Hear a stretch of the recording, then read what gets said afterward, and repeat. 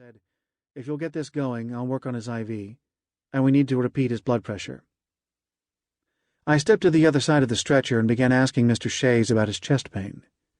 Glancing over at the counter behind him, I noticed his short-sleeved shirt, tossed there by Laurie. An open pack of Marlboros had partly slipped out of the breast pocket. "I was fine when I got up this morning, Doctor," he was telling me. "Getting ready to go to work, when all of a sudden my chest started hurting. Never had anything like it in my life. It was terrible. Sharp pain, like I was tearing apart right here," he said, pointing to his breastbone. "After a couple of minutes, it seemed to ease off, but I felt weak, and I knew I needed to go to the hospital." Laurie was behind me, getting a bag of normal saline from one of the shelves on the wall. I heard the sound of glass hitting the counter and jerked my head around. 2 glass vials had fallen, apparently as she'd been sliding the bag toward her. She picked up one, which was cracked open and empty. The other one was empty as well. She held up the first one to the light and studied the label. I noticed a puzzled look on her face and asked, "What is it?" "It's Vistaril," she answered, "but I don't know what it's doing up here.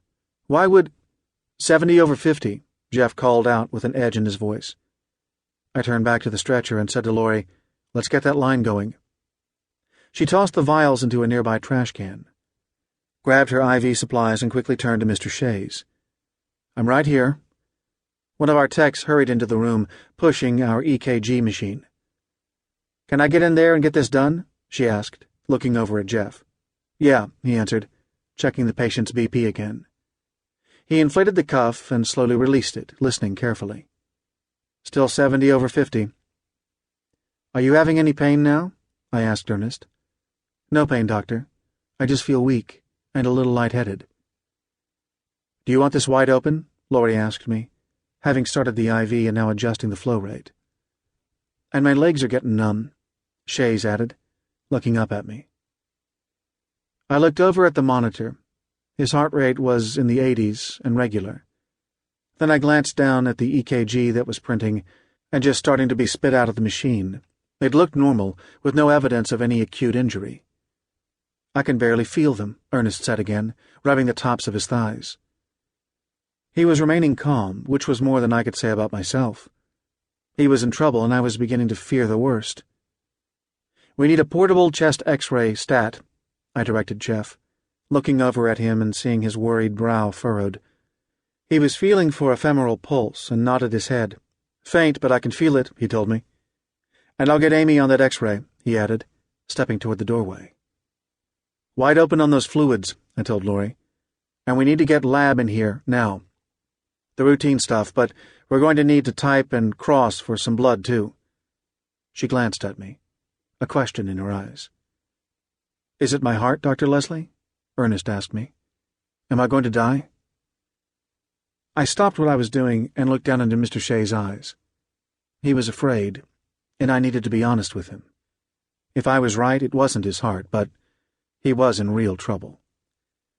"Ernest," I began, but was interrupted by the appearance of the portable X-ray machine in the doorway. The radiology tech was deftly guiding the cumbersome, motorized equipment to the edge of the stretcher. "Ready for this?" she asked, already beginning to swing the arm and tube over Mr. Shays' chest. "Yeah," I answered, stepping back out of her way. "We need that as fast as you can." The chest X-ray would probably give me my diagnosis, and I still needed to answer Ernest's question, but that would have to wait. "I'm going to step out into the hallway," I told him, patting his arm. "When she's finished, I'll be back in." As I opened the door to leave, I was met by Amy Connors. "Mr. Shays' wife and son just got here," she told me. "They're out in the waiting room and want to know if they can come back." I closed the door behind me and we stepped into the triage hallway. "Let them know we're getting a few things done, but they can come back in a couple of minutes," I said. "Give me a chance to look at that X-ray, and then I can let them know more about what's going on."